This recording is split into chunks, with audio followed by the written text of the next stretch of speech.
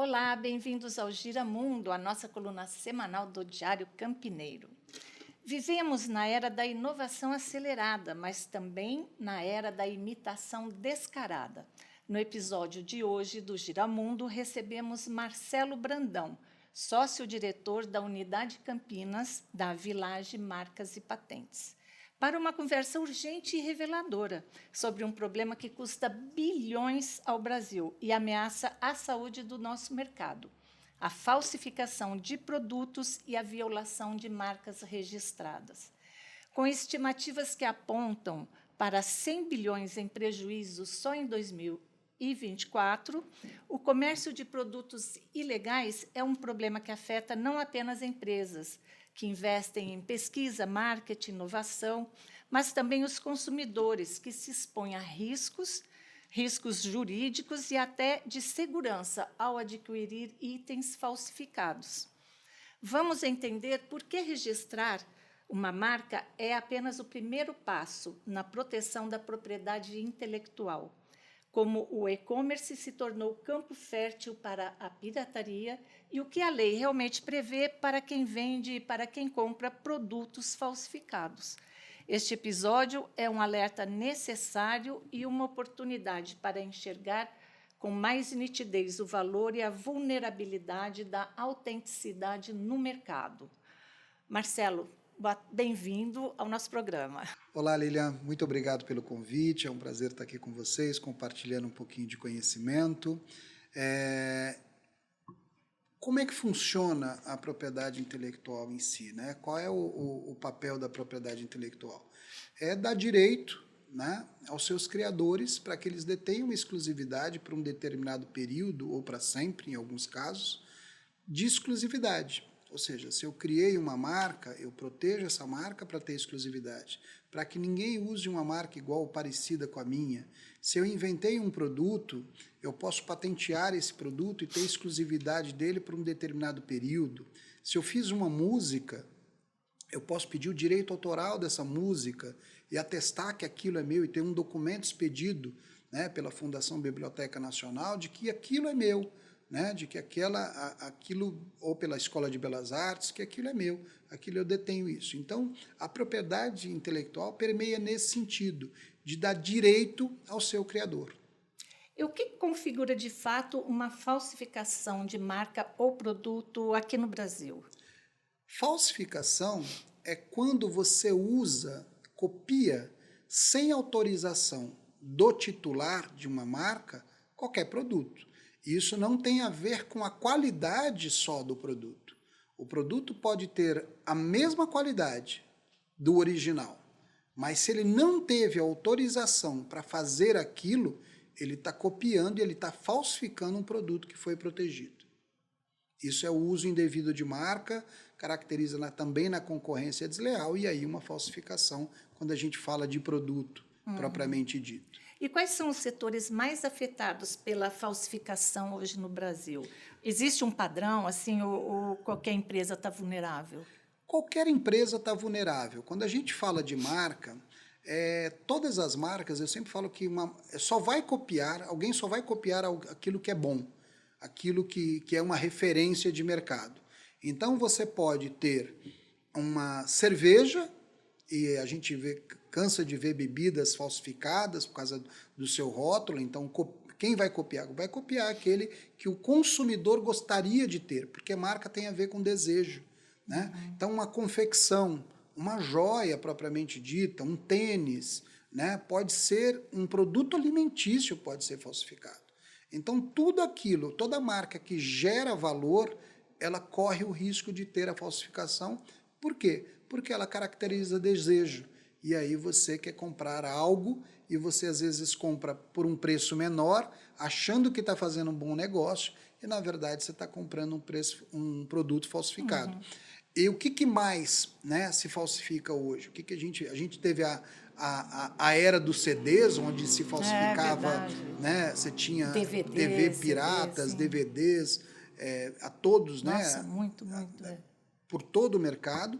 Você tem hoje uma falsificação muito grande de roupas, calçados, confecções, De bolsas, grife, né? de grife, você tem uma falsificação muito direta, e que isso, como você adiantou na sua fala, não acarreta só o prejuízo financeiro, né, diretamente à empresa que teve o seu produto falsificado.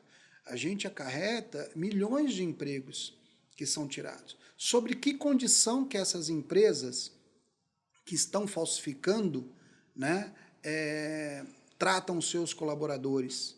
Né? Será que se ele falsifica um produto, será que esse trabalhador é registrado? Será que ele recolhe os impostos? Será que ele é remunerado de acordo como deveria ser?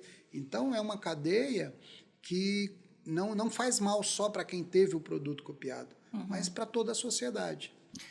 Não justifica a indústria da falsificação, mas você concorda que ela também gera emprego, de repente? Indiretamente, para produzir aquilo? Vamos imaginar o seguinte, imagina, é como se a gente falasse que droga gera emprego, né? Quando você tem um tráfico de droga em algum lugar e que você coloca uma criança ou você coloca uma pessoa vulnerável para fazer alguma coisa e ela recebe um dinheiro para isso, e o que está por trás disso? Quais são os riscos que essa pessoa corre? Qual é a contribuição para a sociedade? Né? Então, quando a gente fala de falsificação, a gente está falando também de crime organizado. É um crime. Né? A gente não pode tratar com esse romantismo. Né? A gente pode comparar a falsificação de produtos, né, vendidos no Brasil com esse comércio, esse livre comércio entre Brasil e Paraguai, que agora está virando Brasil-China, né, Brasil e um monte de coisa, de lugar. A falsificação ela sempre existiu, né? Desde sempre, não é só no Brasil. O mundo inteiro consome e fabrica produtos falsificados. O que acontece, o que cresceu muito foi com a globalização. Então, quando a gente abre os mercados, a gente passou a receber produtos do mundo inteiro, né? E aí esses mercados começam a trazer produtos, né, que são desejos de consumo, porém não são originais. Entendi. Né? Então, não tem um país específico. Né? A gente já teve um problema muito sério com a China, que hoje não é tão grande. A gente já teve problemas com o Paraguai, mas isso acontece no mundo inteiro. Por exemplo, tem cidades no Brasil que são cidades que são núcleos de falsificação. Elas fabricam confecção, né? E a grande parte dessas confecções são falsificadas. Então, quer dizer, não é só o que vem de fora, mas é o que a gente faz aqui também no nosso quintal. Engraçado, não dá para entender muito, né, a estratégia, porque se existe uma estrutura, né, para produzir, ele pode produzir sem falsificar e colocar à venda, né, também, né? Quer dizer, é que a falsificação deve não pagar salário, não pagar fundo de garantia, não pagar imposto, um monte de coisa, né? Por isso que ela é interessante. Exatamente. Quer dizer, você tem aí, às vezes, muitas vezes envolvido trabalho escravo, você tem né, pessoas muito vulneráveis, e aí tem por trás uma outra coisa que eu falei, tem o desejo. Que é o que leva um produto a ser falsificado é exatamente o desejo. Então, por exemplo, para você comprar um produto original que custa R$1.000 e você tem um falsificado que lembra esse original, que custa 300, o cara que não pode comprar o de 1.000 se vê no direito de comprar o de 300. Lembrando que o de 300 não tem a mesma qualidade, não vai durar o mesmo tanto, corre o risco, por exemplo, se você comprar um tênis falsificado, um tênis original, ele tem toda uma tecnologia envolvida ali, muitas vezes protegida por patente, né? Tem segredos industriais que estão contidos ali. Então, não é só a marca que está por trás, tem todo um conhecimento tecnológico. Aí você compra um falsificado com a expectativa só do visual, mas ele pode fazer mal para você, ao ponto de afetar a sua coluna, à medida que você anda, ele pode fazer mal para você, quer dizer, prejudicar a sua saúde, ele vai estragar muito mais rápido, então tem uma consequência maior. E aí, a outra coisa é que quando a gente compra um produto desse, a gente também está financiando isso. Alimentando a cadeia, né? Exatamente. A cadeia que eu digo o ciclo, Exatamente. né? Aham. E você estava falando que a globalização, por conta da globalização, que isso ficou mais, né, mais evidente isso. E você acha que assim o e-commerce potencializa esse comércio e o que a gente, como as empresas podem se proteger disso nesse ambiente digital? Eu sempre falo que tudo tem ônus e bônus nessa vida, né? O e-commerce é uma ferramenta extremamente interessante que veio para ficar, não existe um caminho de volta. Imagina você ter o conforto de fazer tudo, né, dentro da sua casa, dentro do seu lar e receber esse produto sem ter que sair, isso é maravilhoso, né? Isso não. A questão que como é que você pode fazer para se prevenir disso? Porque muitas vezes a pessoa ela é induzida ao erro, ela às vezes não sabe que está comprando um produto falsificado. Então a gente sempre orienta, olha, consulta o preço, verifica no site original qual é o preço. Se for muito mais em conta, desconfie, né? Verifique se não tem nenhuma reclamação. Esse é um ponto. E o que é importante quando a gente fala de e-commerce? Primeiro, eu quero ter um e-commerce. O primeiro procedimento, e ele é fundamental para um processo marcário, para registrar uma marca, é a pesquisa de viabilidade. Eu preciso saber se aquele nome que eu estou escolhendo para o meu negócio, para o meu produto ou para o meu e-commerce, está disponível para registro. Eu posso usar esse nome? Esse é o primeiro passo. Aí eu vou fazer uma pesquisa de viabilidade e vou falar, olha, você pode conduzir por aqui. Quando você pede o registro e que você obtém o registro, você detém exclusividade daquela marca ou daquele logotipo, ou dos dois juntos, né? Você detém essa exclusividade por um determinado período de anos, são 10 anos. 10 e você anos. prorroga de 10 em 10. Ok? Prorrogou de 10 em 10, você pode prorrogar infinitamente. E a prioridade sempre vai ser sua, Sempre o detentor vai ser sua. da patente, do registro de marca. Sempre vai ser sua. Então, no 9º ano vai abrir prazo. Então, imagina só, você vai registrar uma marca, da qual você vai ter exclusividade no Brasil sobre ela, para aquele segmento de atividade. Então, isso já inibe qualquer pessoa de copiar isso, porque ela sabe que se copiar essa marca, ela está cometendo um crime. Certo. Né? E quais são os danos para isso? Vamos imaginar um cenário. A gente tem muita coisa que a gente vê no nosso escritório acontecendo. Você imagina que você comprou um produto, né? Você está falsificando um produto, esse produto detém uma marca registrada, e aí você vendeu para o mercado. Você vendeu para um supermercado, por exemplo. Quem comete o crime? Só quem copiou? Não. O supermercado que comprou esse produto também está cometendo um crime. Mesmo que ele não saiba? Mesmo que ele não saiba. Então, nossa, é muito grave, importante né? ele saber. Por quê? Porque quando você faz, tá? Quando você entra com uma busca, por exemplo, uma busca e apreensão para apreender esses produtos, você vai aprender no fabricante e no supermercado. Né? Ele pode até depois alegar a boa-fé, que ele não agiu, ele também foi induzido ao erro, né? Não vai ser... Mas a lei diz isso, comete o crime contra o uso indevido de marca, aquele que copia, aquele que coloca à venda, aquele que expõe e aquele que compra também. Ele age como receptador. Exatamente. É como se fosse um receptador de um produto que não é original. E, assim, só a simples semelhança da cor ou da fonte, do nome, do rótulo, enfim, isso já pode configurar uma infração? Por exemplo, se eu criar uma Bamba Bola e utilizar a cor e a fonte da Coca-Cola, né? Eu estou usando um conceito da Coca-Cola, mas o nome não tem nada a ver. E é, por exemplo, uma marca de tênis. Vamos lá. Depende muito. Quando a gente fala de uma Coca-Cola, a Coca detém uma proteção especial. Existem as marcas de alto renome e as marcas notórias. Essas marcas estão protegidas para todos os segmentos de atividade. Ninguém pode usar aquele tipo de letra ou aquele desenho para nada. A cor também, para o nada. vermelho, o branco, o o vermelho preto. pode. Se eu quiser colocar vermelho no meu logo, eu Sim, posso. Eu só não posso usar mas naquela naquela configuração, letra, né? não. Entendi. Tá? Quando eu detenho uma marca, vamos supor, eu me chamo a Village Marcas e Patentes, é uma marca protegida, ela tem registro. Né?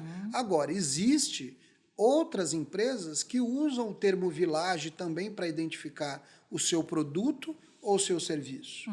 E ele não está infringindo o meu direito. Por quê?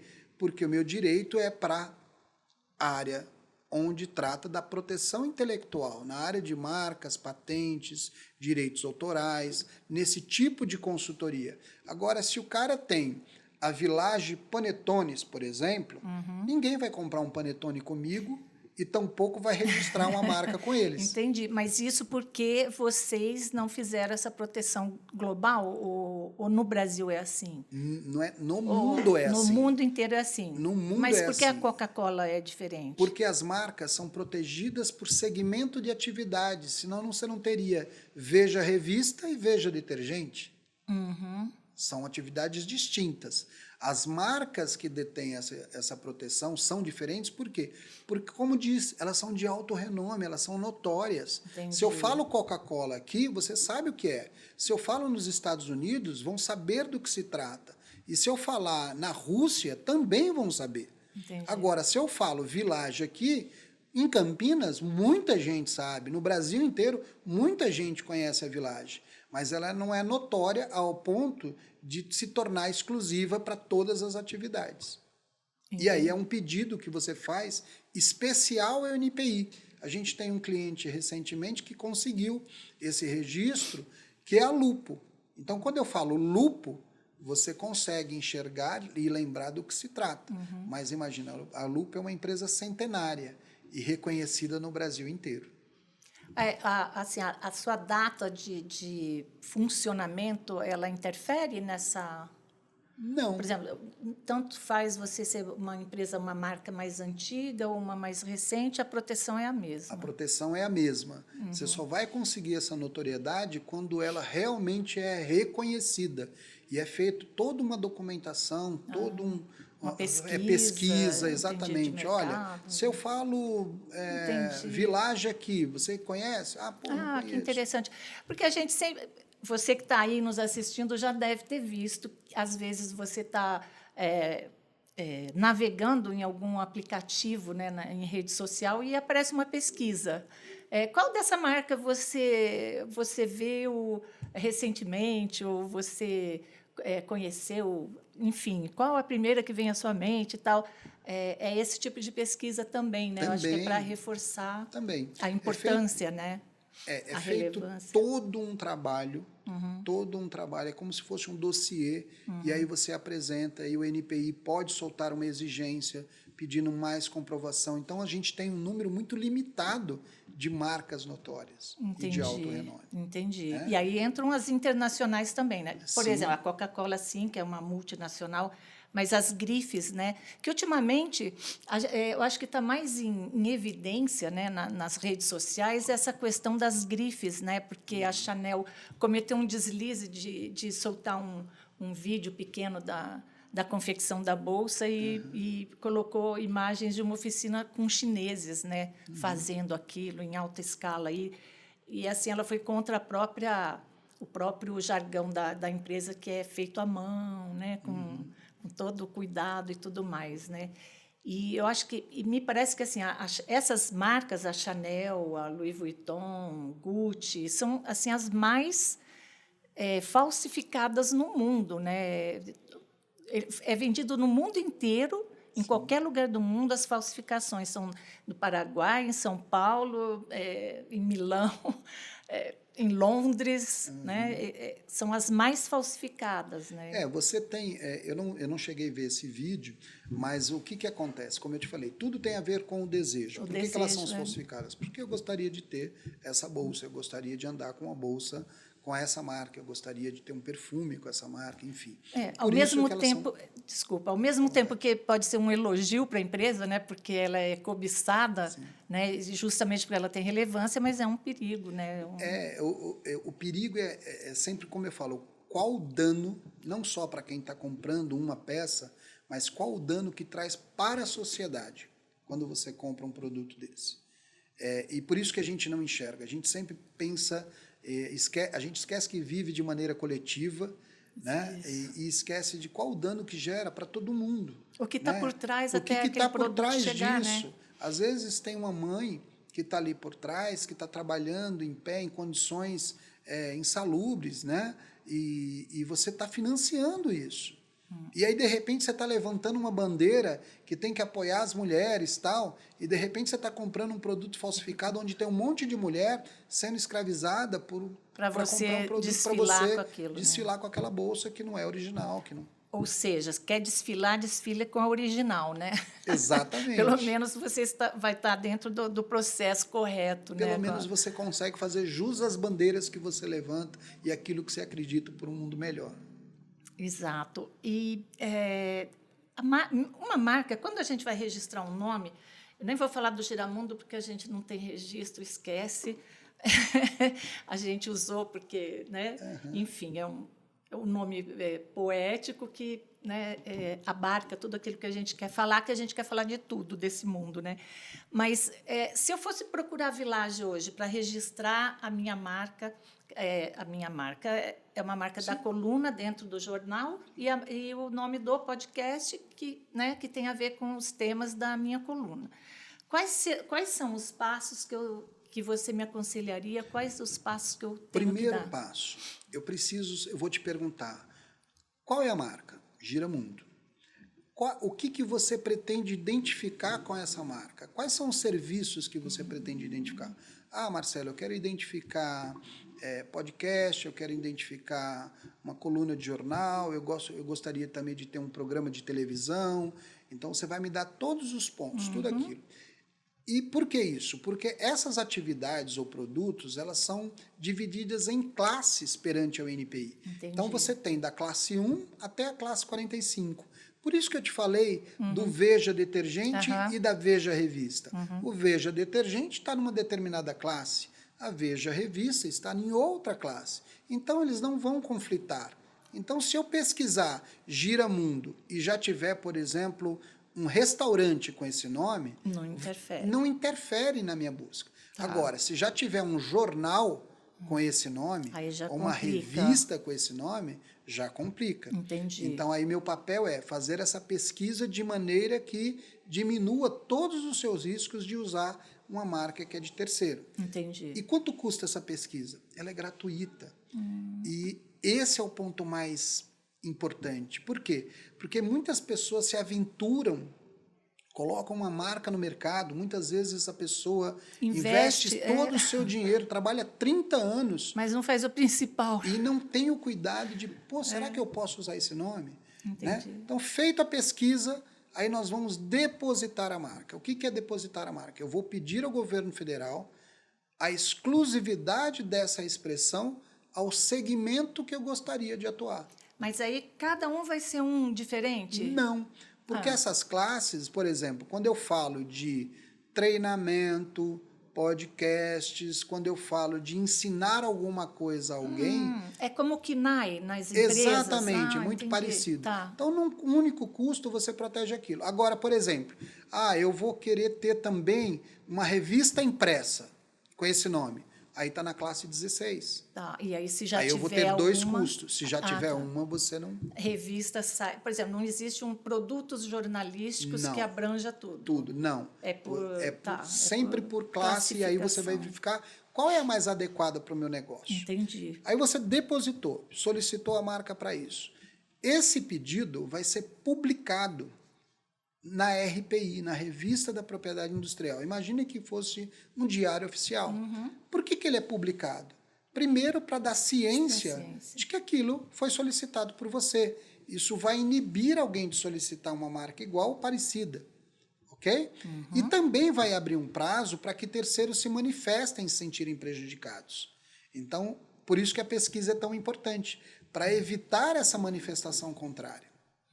Aí o INPI vai julgar, ele vai deferir ou indeferir, ele deferindo, você paga as taxas correspondentes a esse procedimento e depois ele é concedido e vale por 10 anos e se renova de 10 em 10 anos. É como se fosse um domínio, quando você monta um site e você também faz essa pesquisa no registro.com pelo nome do site. E ele vai dizer se você pode ou não usar. Né? É isso. A questão é que a pesquisa de marca ela é muito mais complexa do que uma pesquisa de domínio. Porque vamos imaginar o seguinte, vamos imaginar que você queira a marca Village, ok? Aí você fez a pesquisa lá no site de domínio, village.com.br, está disponível. Aí você vai lá e registra, ok? Agora, na pesquisa de marca, não.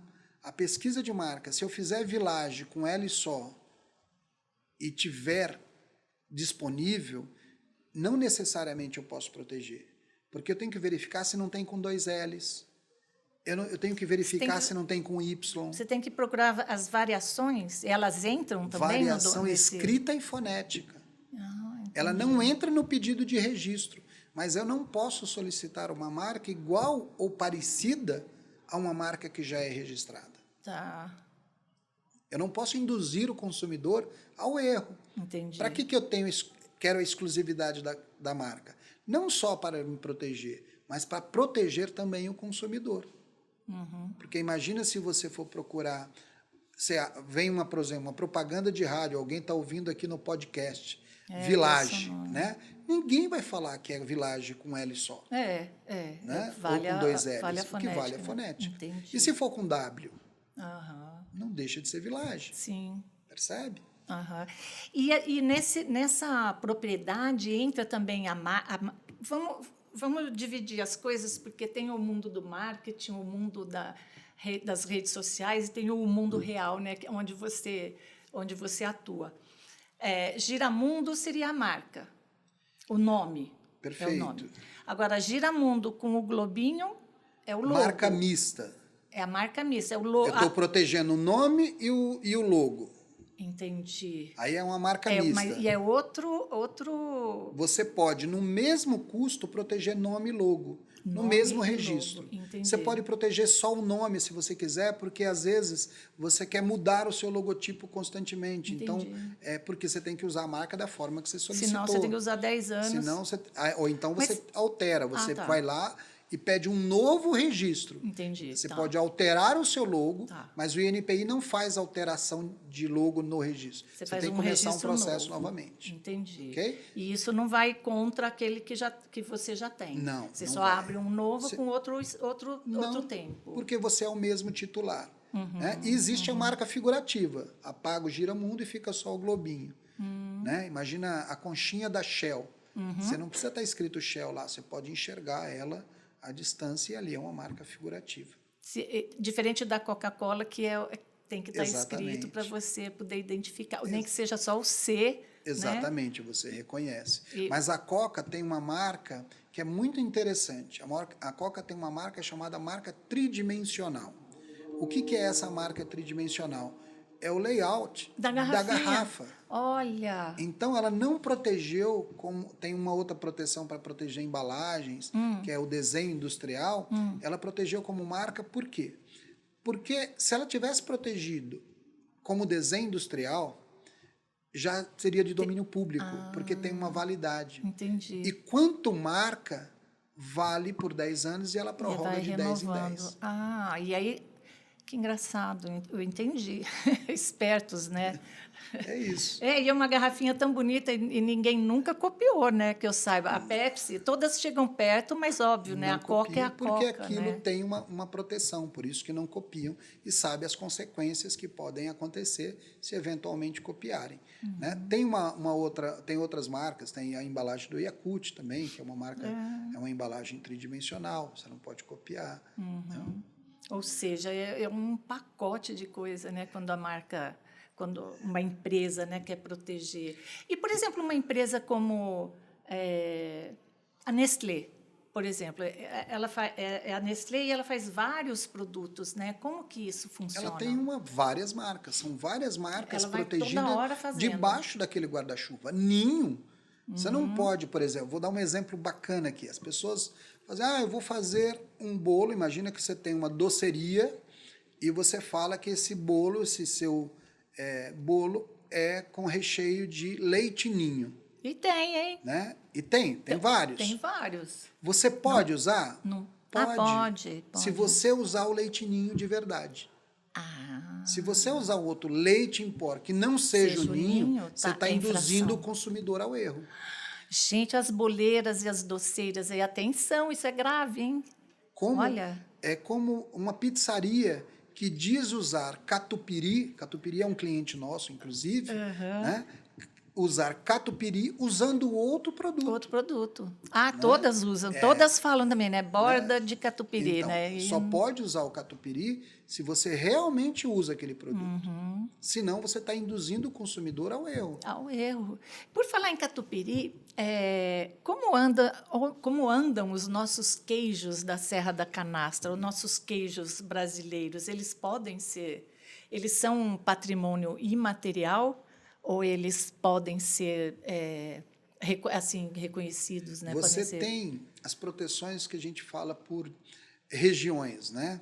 Então você consegue proteger, por exemplo, não sei se você lembra, mas se usava o termo champanhe, né? No Guaraná Antártica, é muito antigo Guaraná, isso, mas champanhe Antártica. usava esse termo. Hoje não se tem mais e nenhum frisante, né, pode se chamar champanhe se ele não for fabricado na região de Champagne. Entendi. Então, para ser um queijo canastra, precisa ser da Serra da Canastra. Né? Como é que você vai dizer que ele é canastra se ele não foi feito naquela região? Mas o Brasil entende isso? Sim, entende. A gente tem essa várias proteção? Marcas. Temos várias regiões que detêm essa exclusividade de dizer aqui, só pode atestar isso, região do vinho, por exemplo. Serra Gaúcha. Na Serra Gaúcha. Eles têm uma proteção lá? Tem uma proteção. Também. Que interessante. É bom saber, né? Que pelo menos a gente está Temos acompanhando, aí, né? É isso, são as marcas coletivas. Você tem marcas, por exemplo, coletivas. Você tem uma cooperativa que trabalha em prol de vários. Né? E essa marca são usadas por várias pessoas, certo, né? Que pertencem àquela cooperativa. E tem muito queijeiro por aí vendendo, falando que é da Serra da Canastra, e não é, né? Tudo precisa tomar cuidado. E até perigoso, né? Aí que está, é o perigo de comprar uma coisa que não é protegida ou que não tem origem, né? Enfim, você comprar uma coisa e fazer mal, né? Compra um queijo, é da Serra da Canastra, serve lá a família inteira e depois morre tudo. Tem uma coisa, a propriedade intelectual é apaixonante, por quê? Porque, é como você falou, ela protege do fabricante de queijo, né, para que detenha aquela marca com aquela exclusividade. Ela protege o cachorro-quente que é vendido na esquina. Né? Se você quiser ter a sua marca com exclusividade, você pode proteger, e protege uma turbina de avião. Então, aonde você encaixa a propriedade, eu falo que sempre nas minhas apresentações, nas minhas palestras, que a propriedade intelectual está no seu cotidiano, ela está no seu dia, ela está no óculos que você usa, na marca da sua camisa, na hora que você abre uma geladeira, ali tem muita patente envolvida, tem muito design envolvido. A hora que você entra no seu carro, no seu eletrodoméstico. Então, o tempo inteiro você está sendo inserido na propriedade intelectual. Eu vou tomar liberdade e vou dar alguns exemplos. Claro. A gente falou de marca. Né? Então, você tem a marca aqui da prestação de serviço. Né? Isso é uma área da propriedade intelectual ligada à parte industrial, da propriedade industrial. Então, eu tenho, por exemplo, a patente. O que é a patente? A marca é uma coisa, as pessoas falam, eu vou patentear a minha marca. Não, eu vou registrar a minha marca.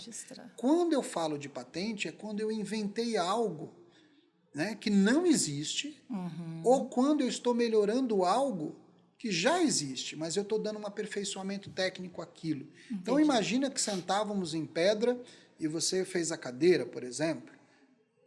Isso é uma invenção, você inventou alguma coisa, eu posso patentear isso. Né? Ah, eu fiz a cadeira reclinar. Né? Eu melhorei a cadeira, isso também pode ser patenteado. É um modelo de utilidade. Entendi. Né? Então é uma proteção. Ah, mas eu quero proteger o design dessa cadeira. É um desenho industrial. Você consegue proteger o design também dessa Mas é cadeira. por tempo limitado, né? Por tempo Você falou. indeterminado. Quanto Isso. tempo? 50 anos? Não. Quando a gente fala de patente de invenção, quando é algo novo, que não existe, 20 anos. 20 anos. 20 é pouco, anos, né? É pouco. Mas você imagina o seguinte, imagina que se você inventasse alguma coisa e durasse mais que 20 anos, se a pessoa prorrogasse, você não tem evolução das coisas. Você estava sempre limitado a esperar aquilo cair em domínio público para evoluir. Então, a contrapartida é que você torne isso público e que terceiros possam melhorar. E criar a partir daquilo seu invento. Senão a gente estava na lâmpada de Thomas Edison até hoje. Não, eu fico pensando no designer, né? O artista que cria, né? Que tem todo esse trabalho de criação e de desenvolver, às vezes anos desenvolvendo, né? Às vezes muito mais do que 20 anos para chegar num resultado. Mas tem uma boa notícia. Quando a gente fala de design, quando é desenho industrial, ele vale por 10 e você pode prorrogar por 3 períodos de 5. Então, ele vale até 25 anos. Melhora um pouquinho, vai 5 anos. Você deter exclusividade daquilo. Às vezes o artista até já morreu também. Exato. E não vai a gente está falando aquilo, de né? design de produtos. Agora, quando é uma tela, vale pelo resto da vida dele. Tá. Fica por mais 70 anos para os herdeiros. Tá, justo. Então, que é uma outra proteção. E livro? É o direito autoral. A mesma coisa. Vale pelo resto da vida dele e 70 anos para os herdeiros. Personagens. A partir da morte do A partir da morte do titular. A partir da morte do titular. E essa proteção, né, esse registro de livro, de arte, costuma ser feito? Quer dizer, o livro é até meio que automático por conta da biblioteca, né? Tem o ISBN lá. Mas tela de artista, às vezes, ela começa a ser catalogada no Brasil depois que ele morre, né? Isso se ele for reconhecido. O que é importante saber, tá? É que o direito autoral, ele, por si só, a lei diz que você não precisa ter ele registrado em nenhum lugar. A partir do momento que você pintou e prova que aquilo é seu, que foi criado por você, né? Você fez uma assinatura atrás da sua tela, por isso que tem lá a assinatura, né? Atrás da tela, o dia quando você fez, aquilo atesta que aquilo é original e que é seu. Porém, se tiver uma disputa jurídica e alguém aparecer com uma tela com uma outra data atrás da sua, como é que você prova? Né? Então, o documento do direito autoral, junto à Fundação Biblioteca Nacional, para um livro, ou na Escola de Belas Artes, no Rio de Janeiro, você tem um documento que atesta que aquilo é seu e que é original. Daquela data. Daquela data, com aquilo, um documento emitido. Mas não se faz necessário esse registro para brigar por qualquer direito que você tenha. Entendi. Mas, por exemplo, um artista que queira registrar a obra dele, ele tem que fazer tela por tela? Sim, tela por tela. Tela por tela. Não porque tem como você registrar. vai ter exclusividade daquilo que você desenhou. Não existe um desenho geral, uma proteção geral para todos. Eu pergunto pelo seguinte, por exemplo, a Tomi Otaki, ela tinha um estilo próprio, que a Fundação atesta, né, tem... A Tomi é até um exemplo muito, muito moderno, que ela está aí, é palpável e ela está sendo cuidada, né? Porque tem a fundação, ainda tem os filhos que cuidam, então dá para atestar a originalidade, né? Mas, por exemplo, de vez em quando aparece um Monet perdido, né? Aí vem aquela história que foi desviado por Hitler na Segunda Guerra Mundial e apareceu. E, às vezes, é uma falsificação. Eu digo assim, óbvio que hoje tem aquela medição de carbono, tem como você fazer vários testes para saber a procedência, mas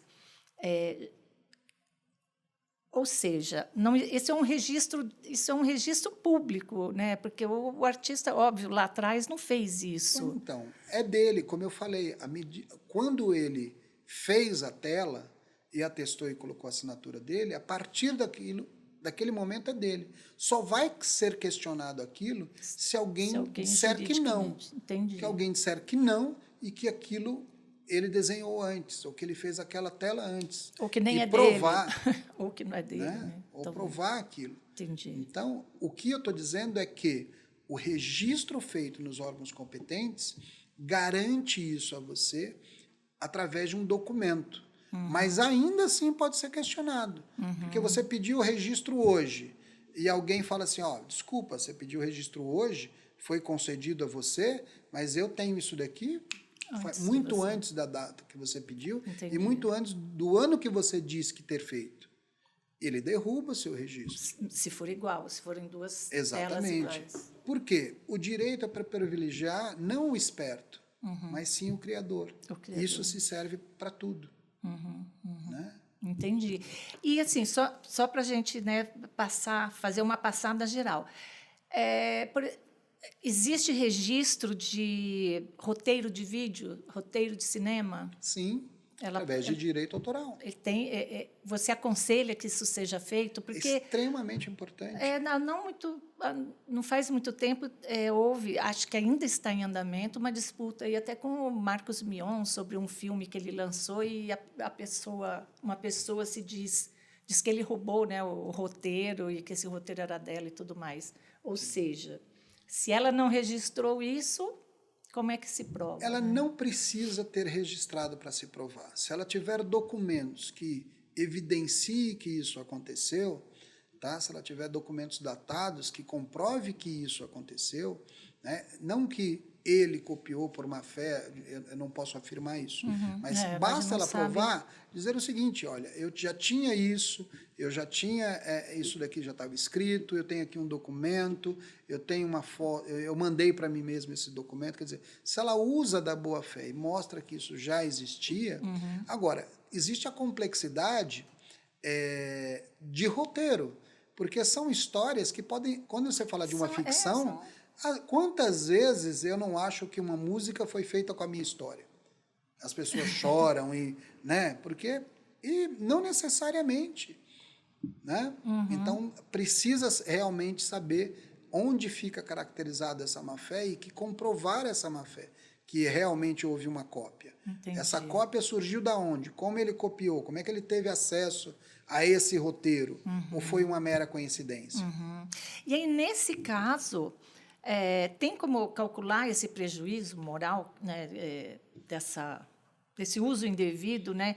E, se sim ou mesmo se não, nos usos indevidos, né, de marcas ou registros, etc., a Village atua nessa questão de dar apoio às vítimas ou ao detentor da marca? Quer dizer, a gente já entendeu que o detentor que tem a marca registrada, ele está protegido. Mas, se, de repente, alguém te procura por conta disso mesmo, olha,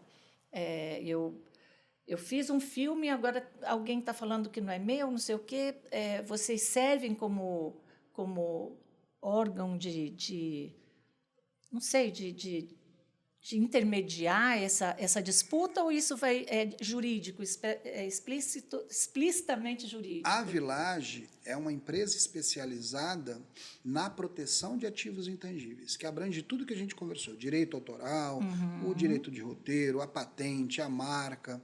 E nós temos também o nosso escritório que atua na área jurídica. Que é a CNV. Tá? Então, quando chega uma situação dessa, é uma disputa jurídica.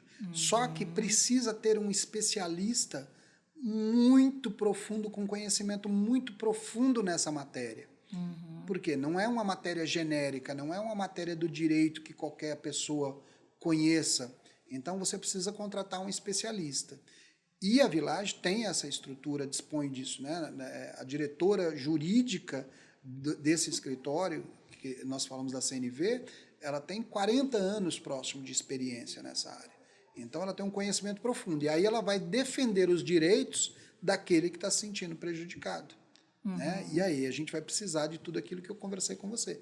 quais são as provas, quais são os documentos, vai analisar esses documentos, vai verificar se eles são suficientes, se eles realmente são provas contundentes, né? Imagina, por exemplo, que alguém peça, a gente está em épocas de inteligência artificial, aí você pediu para a inteligência escrever um livro para você com uma determinada história, né? E aí você quer proteger isso. Não foi você que criou, foi uma inteligência artificial que pode ter usado, inclusive, Trechos de trechos outros, né? de outro. Porque E você está usando indevidamente isso. a base de dados dele é tudo que está aí, né? Então ele vai juntar, né, um pouquinho de cada um Exatamente. e vai montar, né, Exatamente. um monstrengo diferente, né? E assim, o consumidor, como que você acha que a gente, né, eu digo a sociedade, os atores, né, sociais, né, que tenham relevância, conseguem educar a população sobre esses impactos da pirataria? Quando a gente fala de... Eu sempre acho que é a partir da educação. O Brasil está caminhando em passos lentos, mas pelo menos já não é tão distante. Nunca se ensinou educação financeira aos nossos filhos. Nunca se ensinou sobre empreender na escola. Exato. Né? Eu venho de uma geração que não aprendi nada sobre isso. E hoje já se fala isso nas escolas, inclusive nas escolas até, né? municipais, nas escolas. Então, à medida que você vai falando de conceito de empreendedorismo, que você vai falando da área financeira, e você vai trazendo as matérias complementares, né? As inteligências complementares, você entra nessa seara que é da propriedade intelectual, dos direitos de marcas, dos direitos de patentes, assim como você fala sobre droga, assim como eu acho que é extremamente importante, e a base é a educação. A base é sempre a educação. E aí, complementar a isso, você tem educação e você precisa ter a fiscalização. Né? Então, se não tiver fiscalização, fica banal. E aí as pessoas continuam cometendo crime. Eu falo assim, tudo na vida, né, parece feio no começo, né, e depois a gente vai se adaptando. E parece mesmo, uma construção é assim, né? Você vê lá um monte de obra, um monte de coisa, mas depois vai ficar bacana. E imagine o cinto de segurança. Né? Quantas pessoas não criticaram o uso do cinto, para que cinto? O cigarro nos ambientes fechados. O cigarro foi uma conquista, né? E ainda assim foi uma conquista que foi muito duramente criticada, porque as pessoas achavam que você estava tirando o direito delas, né? De alguma forma. Então, isso foi introduzido e colocado. Só que só deu certo porque foi fiscalizado. Teve educação antes, ou seja, nós vamos educar, nós vamos falar por que do cinto, por que do cigarro, e aí leva para o maço de cigarro, né? E depois a fiscalização. E teve a punição também. E teve a punição. Então, é esse conjunto de ações que eu acho que pode melhorar, né, a nossa sociedade no que tange a falsificação de produtos. E para encerrar a nossa conversa, que foi muito esclarecedora, que conselho você daria para pequenas e médias empresas que ainda não se protegeram legalmente? E mesmo o consumidor, como ele pode se proteger para fazer escolhas mais éticas? Quantas empresas, seja ela pequena, média, grande, o mais importante é isso. O quanto eu estou investindo da minha vida, do meu tempo de vida, para fazer esse novo empreendimento. Né? Porque não é só dinheiro, você investe tempo de vida também. Então, o quanto eu estou investindo de dinheiro e tempo de vida para criar isso? E fazer a pergunta, e se eu fosse obrigado a mudar tudo daqui 3 meses? Me causaria prejuízo? Eu teria transtornos? Né? E se pior, e se passados 5 anos eu já virei uma referência e tiver que tirar esse produto de mercado? Quanto me custaria? Muitas vezes pode custar a vida da empresa. E na maioria das vezes, uma empresa grande, se tiver que mudar de nome, é tranquilo para ela, porque ela tem toda uma assessoria, ela tem recurso financeiro para contar uma história bacana e dizer, mudei de marca por conta disso. Dá uma atualizada, né? Mas uma empresa pequena, ele não tem essa chance. Né? Então, ele precisa começar, antes de escolher o nome, antes de definir o nome, ele precisa saber se aquele nome ele pode usar ou não. Esse é o primeiro procedimento. E depois disso, podendo usar, ele precisa pedir a proteção para que ele detenha a exclusividade. Certo. E já sabendo que, para fazer essa pesquisa, você não paga nada. É de graça, Exatamente, não é isso? ela é Tá. gratuita. E isso serve para as outras áreas da propriedade intelectual. Ah, eu inventei um produto. A mesma coisa, você vai colocar esse produto no mercado, depois de um ano ele se torna de domínio público. Então, se você coloca no mercado, qualquer um pode fazer se não tiver proteção. Entendi. E produto é depois de um ano já? Depois de um ano já é domínio público. Jesus. Então, antes de colocar um produto no mercado que você criou de uma invenção, você precisa solicitar, né, essa proteção através de patente. Então, cabe para todas as áreas. E aí, falando para o consumidor, como é que o consumidor deveria agir, ele precisa pensar de maneira coletiva.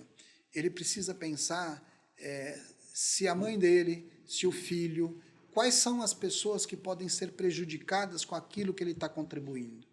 Porque, às vezes, você, quando faz algo errado, algo que é ilícito, você olha aquilo de maneira individual. Eu estou pagando o preço do meu ato, mas nunca é só do seu.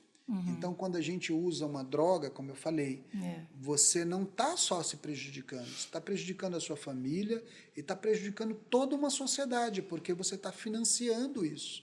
E aí isso reverbera para todo mundo. Muito bem. Marcelo, ficou alguma coisa sem ser abordada que você acha necessário falar? Eu acho que a gente conversou bastante, um pouquinho sobre tudo. O que é mais importante é que o empresário tenha esse cuidado de tudo aquilo que é criação dele, ele ter consciência de buscar a informação para saber se ele pode proteger ou não, para colocar em mercado. Então, a gente está falando de todas as áreas do conhecimento, né? E, às vezes, tem coisas que não são passíveis de proteção, mas é importante ele escutar um especialista. Sim, sempre, né, Marcelo? Eu agradeço muito a sua presença aqui no Giramundo. E você que está nos assistindo, não esqueça de dar o seu like, compartilhar com aquele amigo que tem né, o seu negócio, a sua empresa ainda está pequenininha e que precisa, você acha que ele precisa proteger a marca, o logo, o jingle, tudo, né, Marcelo? Ele pode proteger tudo, porque amanhã ou depois ele vai ficar famoso, vai crescer e alguém pode tomar dele se ele não estiver dentro dos conformes. Compartilhe também, divulgue, porque a gente, assim, o nosso conteúdo também tem mais utilidade, a gente se propõe a ser um veículo de utilidade pública e você nos ajuda muito a ser distribuído para mais pessoas e para que a gente tenha relevância, tá bom? A gente se vê, então, lá no próximo Giramundo. Até lá!